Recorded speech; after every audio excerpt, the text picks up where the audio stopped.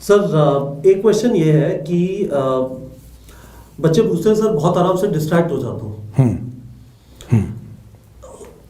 बिल्कुल बिल्कुल। देखिए कोई तरीका है? हाँ, क्या है, देखिए बेटे, partly to blame is the development in technology.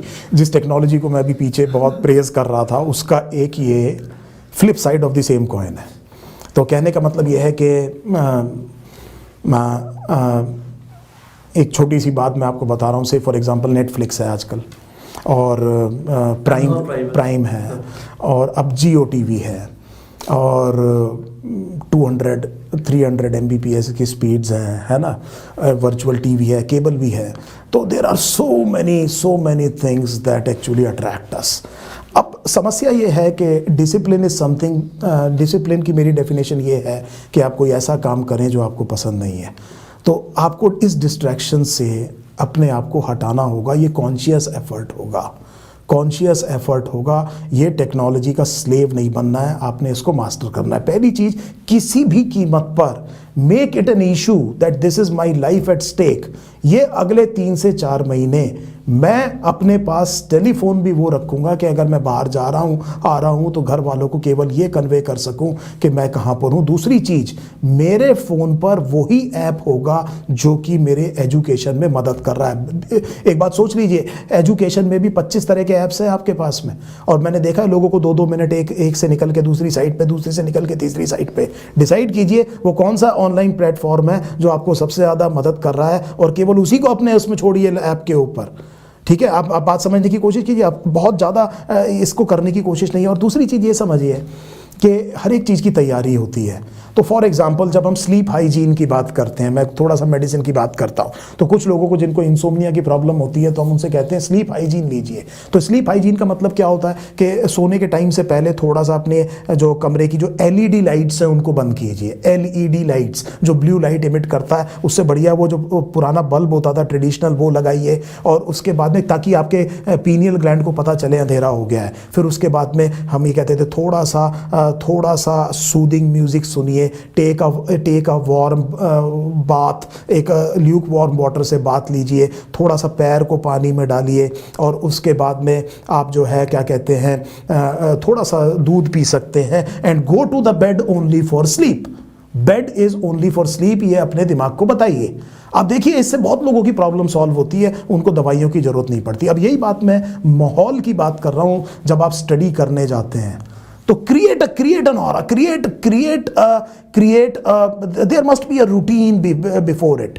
आपने क्या किया, आपने वो सारी चीजें हटा दी, ये सब आप कॉन्शियसली कर रहे हैं, तो आपका ब्रेन को समझ में आ रहा है कि ये पढ़ने जा रहा है, ये पढ़ने जा रहा है। आपने फोन को एक पर्टिकुलर जगह जाके रखा, पहले उसे स्विच ऑफ किया, आपने पर्टिकुलर जगह जाके रखा, आपने ब्रेन को सिग्नल दिया कि I am going for study. आपने अपने पेरेंट्स को ये कहा कि अब आप इस कमरे में ना बैठ के उसमें बैठिए, टीवी को बंद कर दीजिए। आपने अपने यहाँ लाइटिंग देखी, आपने जो क्लटर था, आप अपना जो स्टडी टेबल है उसके ऊपर सारा का सारा, मैं कहता हूँ, रायता फैला हुआ है, उसको हटाइए, उसमें वही चीज रखिए जो आपने करना है। प्रॉपर लाइटिंग होनी चाहिए, एक स्टडी टेबल होनी चाहिए, लेट के नहीं पढ़ना है। आपको पता है मुझे इसी टेबल में बैठ के पढ़ना है। You create this particular process around it. और जब आप बैठेंगे, अब आपका ब्रेन तैयार है कि हम किस काम के लिए आए हैं यहाँ पर, तो ये आपको डिस्ट्रैक्ट नहीं होने देगा।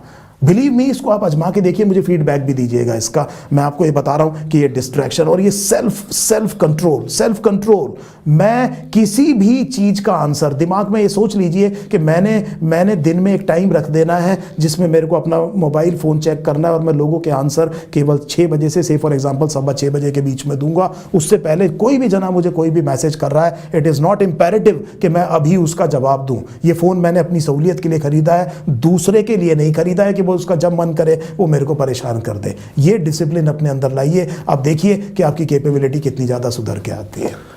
सर फाइनल क्वेश्चन, कौन सी किताब से पढ़े? Looks good. Final question. जी सर। कौन सी किताब से पढ़े थ्योरी, okay. और कौन सी किताब से क्वेश्चन प्रैक्टिस करें? अच्छा, तो देखिए, it is no brainer actually. ठीक है, जब आप बायोलॉजी की बात करते हैं तो रीड NCERT, मतलब it is a universal truth. जो टेक्स्ट बुक आपने फॉलो करनी है वो NCERT text book follow. But is NCERT enough sir? That is a question. बच्चे कहते हैं सर NCERT को बस मैंने सारा रट लिया, एम आई रेडी? रट लिया है तो गलती कर रहा है, रटा जा नहीं सकता। पहली बात तो आई डोंट बिलीव दिस कि a student will be able to cram up every line in the 700 pages of NCERT. It's not possible. आप ह्यूमन बीइंग की बात कर रहे हैं, ह्यूमन ब्रेन के बारे में बात करें, कैसे आप कह रहे हैं कि आपको 700 के 700 पन्ने याद है? ये नहीं होता। तो रटना नहीं है, इसमें से बहुत सी चीज़ों को समझना है। रटने की कुछ ही चीज़ें हैं, कुछ चीज़ों को आपने बहुत ज़्यादा क्या करना है, समझना है। तो बेसिक टेक्स्ट बुक तो एनसीईआरटी है। रटने की कोशिश हर चीज़ को मत करिए। जो भी चीज़ रटी नहीं जा सकती है, जो भी समझ में आ सकती है, उसको मत रटिए। रटने का अपने ऊपर कम प्रेशर डालिए। रटने का कुछ भी काम ऐसा नहीं है। हाँ, कुछ टॉपिक्स बिल्कुल क्या है, फैक्चुअल है, वो आपको रटना पड़ेगा, उसको उसी तरह से तैयार किया जाता है। लेकिन जो मैं फिर आपसे कह रहा हूँ कि प्राइमरी टेक्स्ट बुक कौन सी है, एनसीईआरटी। हाँ, लेकिन जैसा मैंने भी आपको कहा 450 to 650 वाले कोर्स के लिए कि बच्चे का ध्यान नहीं जाता कुछ किताबों के पीछे, कुछ लाइंस के पीछे, जो कि इन बिटवीन लाइंस नहीं वो पढ़ पाता, बहुत सी चीज़ों का उसको मतलब नहीं पता। तो is NCERT enough? No, I will say that NCERT is the primary book, no doubt about it, but you require a help that will build something around the NCERT, keeping NCERT in perspective। तो topic NCERT का होना चाहिए और उस NCERT के topic को आप थोड़ा सा क्या करेंगे, एक्सपेंड करेंगे। ये आपको एक क्या चाहिए, हेल्प चाहिए, ताकि नंबर 1 आपको NCERT समझ में आए, नंबर 2 आपको वो लाइनें दिखाई दें जो शायद आप इंपॉर्टेंट नहीं समझ रहे हैं, और नंबर 3 आपको उतना याद रहे जितना जरूरी है। अगर आप उतना ही करके गए तो याद रखिएगा कि ये थोड़ा सा क्या हो जाएगा, कम हो जाएगा। कभी भी ऐसा नहीं होता कि आपने 100 चीज़ें याद करी और 100 की 100 याद रह गई। लेकिन अगर आपने 150 चीज़ें तैयार की हैं तो ये तय है कि आपको 100 याद रहेंगी। लेकिन प्लीज़ ट्राई टू अंडरस्टैंड, इस एनसीईआरटी के बाहर भी ऐसे टॉपिक में मत जाइए जो कि एनसीईआरटी में बिल्कुल भी मेंशन्ड नहीं है। लेकिन से फॉर एग्जांपल डीएनए रेप्लिकेशन है, तो डीएनए रेप्लिकेशन में it will be very useful अगर आप एंजाइम पढ़ लें। आपकी एनसीईआरटी में डीएनए पॉलीमरेज, टोपोआइसोमरेज, ये सब एंजाइम्स के नाम नहीं दिए हुए हैं, नीट में आते भी नहीं हैं। लेकिन अगर आपने इसको एंजाइम के हिसाब से पढ़ लिया तो जो एनसीईआरटी में स्टेप्स दिए हैं वो आपको बिल्कुल क्रिस्टल क्लियर होंगे, वो आपको रटने की जरूरत नहीं होगी। So this is the basic idea of reading NCERT text book. So बहुत सी अच्छी किताबें आती है। मेरी नज़र में जो बायोलॉजी की सबसे अच्छी किताब है कैम्बल बायोलॉजी, अगर आप उससे तैयारी करेंगे तो 2 साल में होगी नहीं। तो अब आप डिसाइड कीजिए कि आपने पेपर कब देना है। तो अगर आपने पेपर 8-10 साल में देना है तो कैम्बल बायोलॉजी पढ़िए, उससे अच्छी किताब कोई नहीं है। Every biology text book is a derivative somehow और other from the Campbell biology. मैं भी उसको बहुत पढ़ता हूँ, it is the best book available. But is it required? It is required? No, the answer is because the syllabus will be from NCERT. लेकिन इस NCERT को कंप्लीट कीजिए बेटे, इस एनसीईआरटी को। बहुत से बच्चे आप देखिए मैं कई बच्चों से पूछता हूँ एनसीईआरटी के पीछे के बैक क्वेश्चंस, वो नहीं आते हैं उनको। बायोटेक्नोलॉजी में एक क्वेश्चन है कि आपके ब्लड में प्रोटीएस और एंडोन्यूक्लियस होता है क्या, तो वो बच्चे नहीं कर पाते। What is the molar concentration of DNA? में एनसीईआरटी की एक्सरसाइजेस की बात कर रहा हूँ। और अगर मैं एग्जाम्पलर बायोलॉजी के क्वेश्चंस की बात करूं तो फिर नहीं आता। अब प्रॉब्लम क्या है कि बच्चा एनसीईआरटी में भी ये दिमाग लगाने लगता है टीचर की जगह कि ये पढ़ना जरूरी है कि नहीं है। इस एनसीईआरटी को कंप्लीट कीजिए, इसमें से अगर आपको समझना है तो, अगर आपको सिलेक्शन लेना है। और इस एनसीईआरटी को कंप्लीट करने के लिए मैंने क्या कहा कि इसको नेचुरली क्या करना पड़ेगा, एक्सपेंड करना पड़ेगा। This is the help that you require. Sir तो एक चीज़ बताइए। जी सर। क्वेश्चन प्रैक्टिस करने के लिए जी अब आपसे मैं कमिटमेंट ले रहा हूँ। जी जी जी जी जी जी जी। तो you putting me on tight spot. हाँ जी हाँ जी हाँ जी। तो बच्चे पीछे लगे हुए हैं जी कि सर मास्टर क्लास कब है। देखिए, पहले तो मास्टर क्लास के बारे में मैं एक बात ये कह दूं कि बड़ा अच्छा रिस्पांस हमें पहली 2 यूनिट्स में मिला। So we were able to give 2 units of master class last year and very overwhelming response. तो बच्चे बहुत खुश हुए उससे, दैट गिव्स अस इम्पेटस करने के लिए। तो देखिए, इस मास्टर क्लास के पीछे पहले तो एक बात ये समझिए, जैसा मैंने आपसे कहा कि किस लाइन से क्या क्वेश्चन बनता है, उसको हर तरीके से क्वेश्चन को बना करके मास्टर क्लास में डाला हुआ है। तो आपने एनसीईआरटी ढंग से पढ़ी और मास्टर क्लास को कर लिया आपने, फिर मैं श्योर कर रहा हूँ कि आपको किसी और चीज़ की ज़रूरत नहीं है। देखिए, I am answerable to you.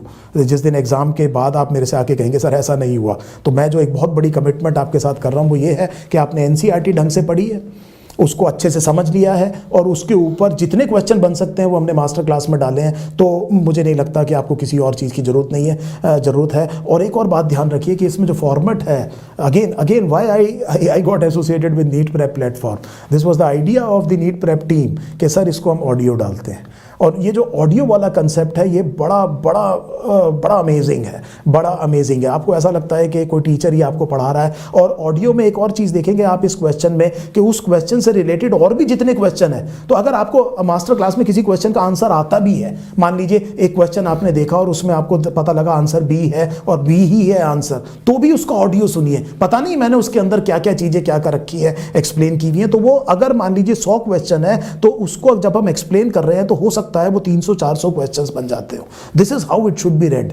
तो जहां तक सवाल है इसको, जो थर्ड वॉल्यूम है, थर्ड वॉल्यूम पे मैं काम कर रहा हूं। Very soon it will be released, so we are releasing it at on 30th of January this year. This is where we will be releasing. Volume 1 और वॉल्यूम 2 को हम पहले दे देंगे, Volume- को by 20th January दे सकते हैं, yes. By 20th January we can give the volume 1 and volume 2. Volume 3 will be available on the 30th of January and volume 4th will be on 20th of February. तो sir एक बार summarise कर देता हूँ। Volume 1 के अंदर human physiology है और reproduction और रिप्रोडक्टिव हेल्थ है, 9 चैप्टर। वॉल्यूम 2 के अंदर प्लांट फिजियोलॉजी और इकोलॉजी, 9 चैप्टर। तो 18 चैप्टर वॉल्यूम 1 और वॉल्यूम 2 में है। वॉल्यूम 3 के अंदर unit 1, unit 2, unit 3 class 11th की, बिल्कुल, ये पूरा है बिल्कुल। 10 चैप्टर। 10 चैप्टर। और फिर बचे हुए 10 chapter Unit four। Genetics, evolution, biotechnology, reproduction in organisms, sexual reproduction in flowering plants, human health and disease, strategies for enhancement in food production, हाँ, वो ठीक। ये सब यूनिट 4 में है। बिल्कुल। बहुत बढ़िया। तो सर कमिटमेंट है आपकी तरफ से। आप बच्चे मतलब आप विश्वास नहीं करेंगे, मैं आपका नंबर उनसे शेयर नहीं कर सकता। नहीं। मेरा नंबर उनके पास है, जी। हर तीसरा मैसेज मास्टर क्लास होता है। जी नहीं ये दिस इज डन। और देखिए मतलब फिर आप देखिए ना, हमारे इंटेंट ये है कि वो क्वेश्चन आपको करा दिया जाए जो एग्ज़ाम में आ रहा है। तो थोड़ा सा टाइम लगता है, मतलब इसको रैंडमली किसी भी क्वेश्चन को कहीं से उठा करके, it is not a cut paste job. और कपिल सर आपको बताएंगे कि इसमें मोस्ट ऑफ द क्वेश्चंस मैं खुद टाइप करता हूँ और उसके बाद में मोस्ट ऑफ द क्वेश्चन जो है पीछे जो हमारी बैक एंड टीम है उसमें एक एक क्वेश्चन के पीछे घंटों का टाइम लगता है। फिर उसकी प्लेसिंग होती है, उसका मतलब मैं तो टेक्नोलॉजी में इतना ज़्यादा जानता नहीं हूँ, मैं अमेजिंग ये वर्क देखता हूँ। सो फिर हमने ये कहा कि जब आपके घर में, जैसे मैंने आपको कभी लाइव सेशन में भी कहा होगा कि अगर आपने छोले बनाने हैं तो आपकी मदर एक दिन पहले उसको भिगो देती हैं छोले को, तब वो अच्छा बनता है। पर अगर मान लीजिए एक दिन पहले नहीं भिगोया और 2 ही घंटे बाद अगर छोले बनाने हैं तो उसमें सोडा डाल के भी बनाया जा सकता है, पर टेस्ट नहीं आएगा। तो मैं आपसे ये कह रहा हूँ कि I will give you a very very good book. Rest assured, आपके काम को मैं बहुत आधा कर दूंगा। आप ढंग से उन ऑडियोज़ को करके चले जाना। मेरा अपना मानना ये है कि almost all paper will be from that particular text book, and that is why I require time, and that is why we are saying 30th January and 20th February.